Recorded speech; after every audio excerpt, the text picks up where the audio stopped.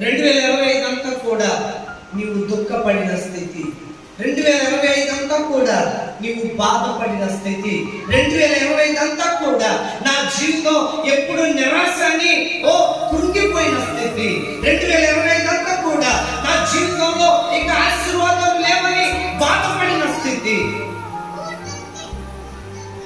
అందరూ నిన్ను ఏడిపించిన స్థితి, అందరూ నిన్ను అవమానించిన స్థితి, అందరూ నిన్ను వ్యాపారం చేసిన స్థితి, అందరూ నిన్ను వెటకారం చేసిన స్థితి, అందరూ నిన్ను చులకనగా చూసిన స్థితి,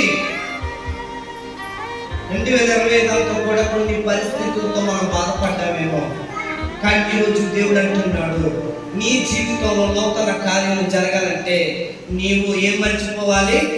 వెనక్కున్నవి మరచిపోవాలి. దేవునికి స్తోత్రం.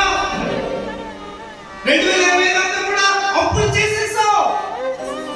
ఈరోజు దేవుడు అంటున్నాడు, అప్పులు కూలిపోవాల్సిన ఆర్థిక పరిస్థితి బాగాలేదు. 2025 కూడా ఇప్పుడు దేవుడు అంటాడు, ఆ బాధకరమైన స్థితిని ఏం చేయమంటున్నాడు? మరచిపోయి ముందుకు సాగిపోమంటున్నాడు. దేవునికి స్తోత్రం.